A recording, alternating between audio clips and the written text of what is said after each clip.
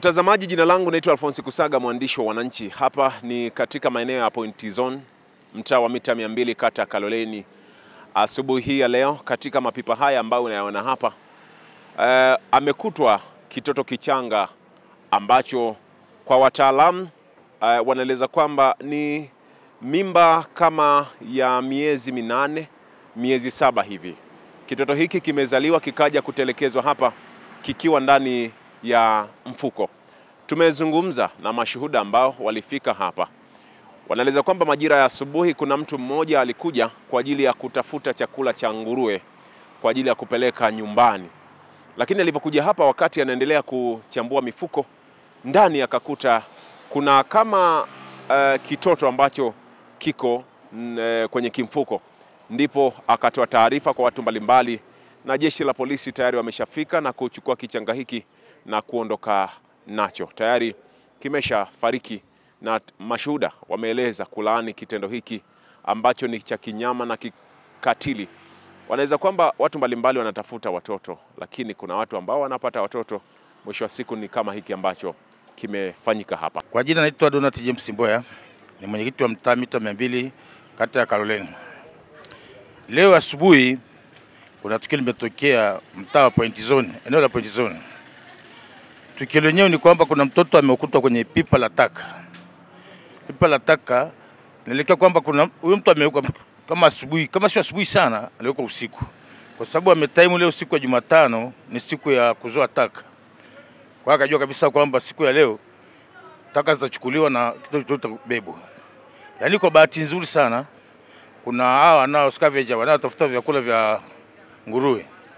Basi walivyokuja wakati wanapekua wakakuta kile kichanga pale. Na ndio nikafika pale nikatoa ripoti polisi. Polisi wakaja wakamchukua. Tahadhari kwa sasa hivi ni ngumu kwa sababu kila mtu binadamu sasa hivi ni wajanja. Hata kusema kwamba yale mapipa yafunikwe bado watafungua. Labda nihamasishe wananchi wasiweke taka barabarani mpaka gari ifike. Ili sasa mtu akileta taka zake ziingie kwenye gari moja kwa moja itaeleweka. Lakini kama ni kusema kwamba tuachi au tufunike, bado watafungua tu. Na huyu mtu nafikiri alikuwa amepania. Kwa ina maana na siku ya Jumatano kata yangu ndio siku taka zinachukuliwa. Kwa ina maana alikuwa ameelewa. Lakini swali lako ni nzuri sana. Labda nitamazisha wananchi sasa hivi wasilete takataka barabarani mpaka gari ifike, mpaka wasikie filimbi. Ushauri wangu, maisha tunajua maisha ni magumu. Lakini tusiende ovyo. Kama unajua kwamba huwezi kuzaa mtoto, mimba unashika nini? Na haya maisha ni magumu pia. Na kwamba yule mtoto anayemtupa huwezi kujua kesho atakuwa nani. Zaa yule mtoto kama ni wa kwako, mpeleke kama umeshindwa kumlea, waje hata ofisini kwangu. Mimi nitamwelekeza tuenda dawati, tutajua namna kulea ile kitoto kuliko kumtupa huko. Nakuja kutupa mtu kesho kutwa ndio kiongozi wetu. Tutakuwa tumekosea sana. Kwa hiyo nawashauri mabinti wangu wawe na roho ya huruma kidogo. Ile ndio ya mtu unatupa chini. Na itafika siku sasa unataka mtoto utampata tena. Kwa haraka nilivyomuona ni kama miezi 8.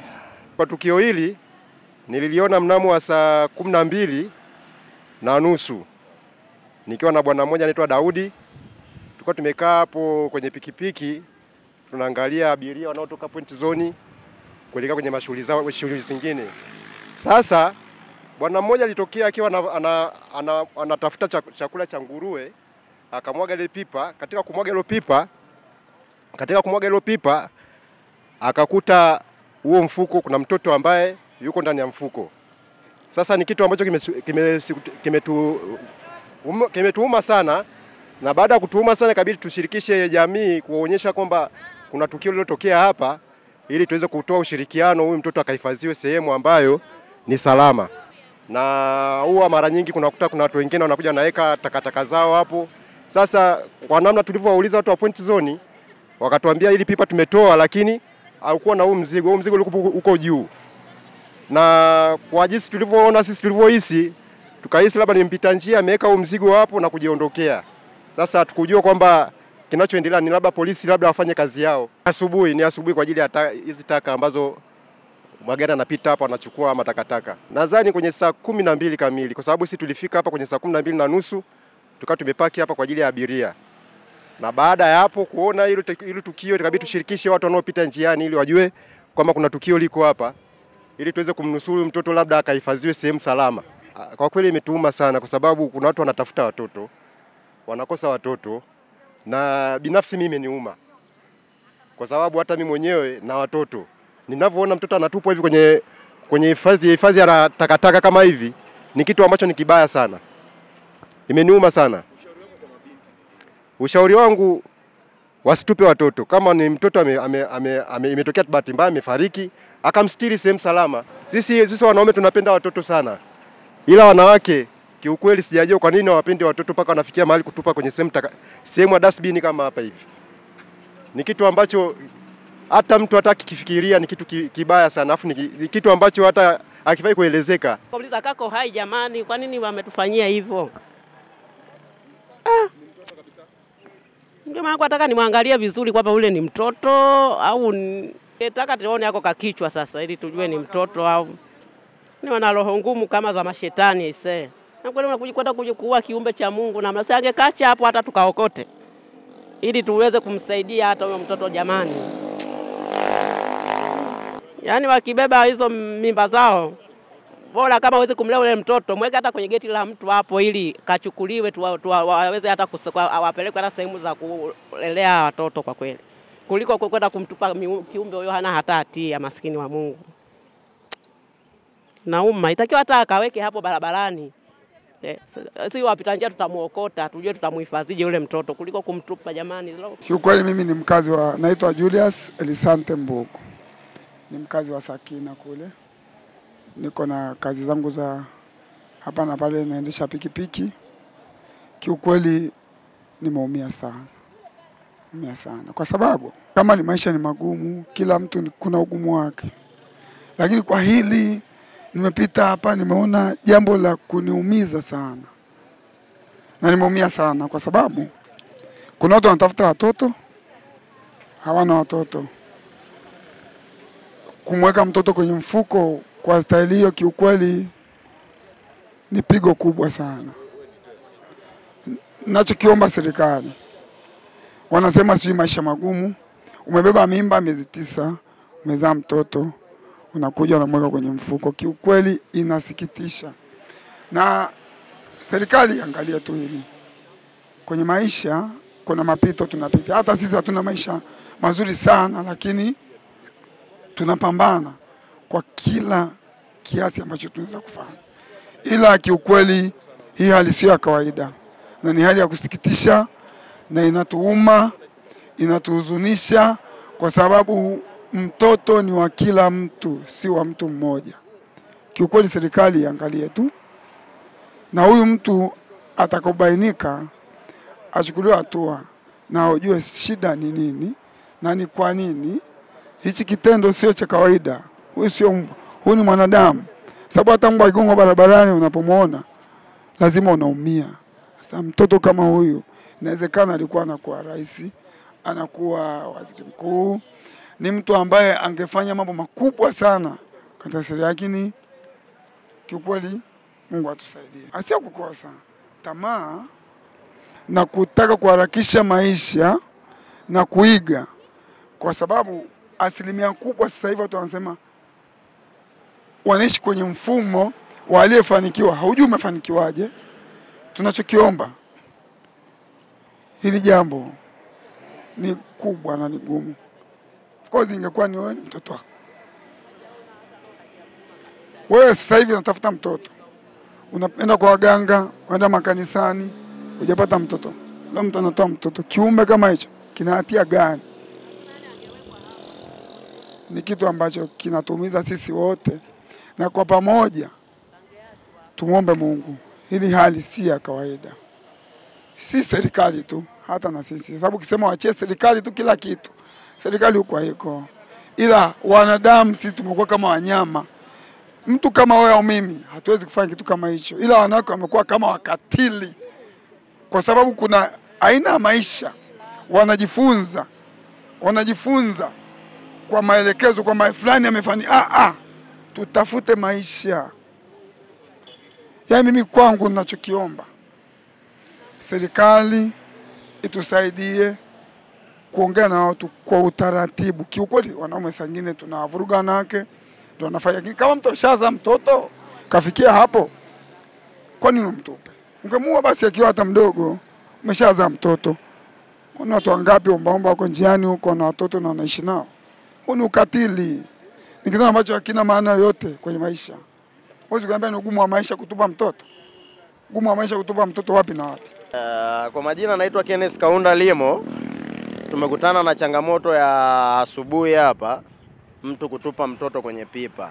Kweli ni changamoto kweli kweli, kwa sababu dada zetu wanabeba mimba, lakini mwisho wa siku mtu mimba inakuwa anajifungua mtoto alafu anatupa.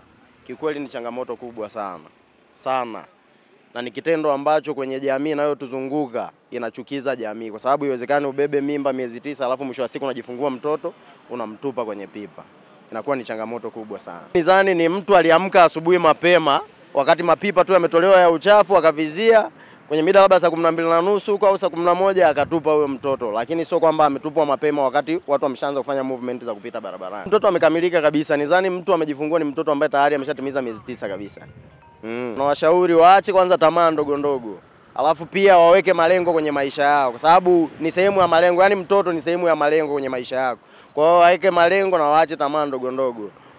Wajitume. Hapana, sio kweli. Sababu sisi tunapenda sana watoto. Yaani kama mtu una familia au ulizaliwa wewe ukakua, huwezi chukia mtoto. Lakini tunashangaa wao kwa nini wanachukia watoto. Inafikia hatua mtu anatupa mtoto. Hata mimi ni mlee. Wanawake wanatafuta watoto hawapati, alafu mtu anakuja kutupa mtoto. Ni kweli. Angeleta hata mimi. Japo nina wajukuu na watoto. Mimi sielewi kweli. Kukuta changamoto kama hii nakuta mtoto ametupwa. Wakati mimi kidume kama mimi nimeachiwa hata rasilimali mingi, hata angenipa mimi hata ningempa mtoto tusaidiane. Hii maisha hata mtoto usishindwe kumsomesha. Hii kustruggle hivi mtu ana struggle tu kibishibishi. Hiyo mapenzi amefanyia mpaka kuja kuzaa mtoto. Mwisho wa siku akaja kumtupa. Yaani hii maisha hii, huyu mama itakuwa sakura hata itumike uchawi. Yaani hapatikane alipo yani. Ili isiendelee. Sababu hii maisha sio hivi kweli. Watu kutupa watoto sio fresh. Watoto ndio taifa la kesho. Juzi tumemotea Magufuli, ni kichwa moja yeye litenda mambo mingi. Leo tukipoteza hivi tutapoteza taifa basi kibishi hivi. Ndako watu tuwe na akili. Sio tunabebesha wanawake mimba zingine kwa afoki. Hata mwanamke nao ukifokiwa na mwanaume, wewe ndio umebeba mimba. Mimba yenyewe itakuwa uzae na ule. Aisee Mungu tu yani atusaidie kwa mambo kama haya, maana hata mimi sielewi. Sielewi kabisa yani, nimechukia ni kukuta mtoto kwenye pipa ase. Mimi yenyewe ningetupwa kwenye pipa leo ningeongea nini hapa kwenye mic? Nisingezungumza. Kwa hiyo Mama Samia hata anielewa hata mimi hapa kama alitoto ambaye kuliko na mimi hata sijauawaga. Huu tumsakanya yani. Popote alipo. Hii ndio chugani. Yani Makonda yuko chugani. Aongee na afanye mambo mazuri yani. Afuatilie jukumu kama ili liwe mwanzo na nifundisho kwa watu wengine. Isije ikatokea tena kitu kama hii. Majombani, acha niingie kazini kwanza. Nikawatafutia kwangu wadogo nyumbani kabla mama naye hajachafukwa. Mimi kwa kweli bana, huyu dada kitu alichokifanya nadhani sio kizuri, kwa sababu kama alishaamua kufanya tendo kama hilo na ni lazima apate kitu kama hicho. Sasa kwa nini anamtupa mtoto? Je, ni wa kwanza ama je ni wa pili ama ni tabia yake ndio jinsi ameizoea? So hilo sio jambo zuri sana kwa wakina mama. Wajaribu basi na wao kuangalia basi kuna kinga zingine za mimba na nini, kuliko wamtupe. Bora waweke kinga, wafanye vitu vyao, maisha yaendelee. Wanawake wengine wanapenda starehe, sawa bana, anapata mimba alafu pengine yani anapenda vitu ambavyo pengine huwezi ukavifanya kwa wakati huo. Au wengine mashemeji, mama, baba, wengine wanaweza wakachafukwa tu, mwanamke akashindwa nini, akaona hii familia mimi naweza nikaitelekeza tu kama hivyo. Lakini sio uamuzi mzuri jinsi wanawake jinsi wanavyofanya. Kwa jina mimi naitwa Masudi kutoka Kimandolu. Hicho kitendo dada alichokifanya sio kizuri. Kama ni hivyo bora angeenda kumtelekezea hospitalini au kituo cha polisi. Maana alichokifanya sio kizuri. Sasa ndo maana kuambia ni bora angeenda kumtelekezea hospitalini kuliko angemtupia kwenye shimo la taka. Imeniumiza ndo maana nikasimama hapa, roho imeniuma kinoma. Nikasema ngoja nimchane kidogo maana alichokifanya sio kizuri. Mwambie hapo alipo akatubu.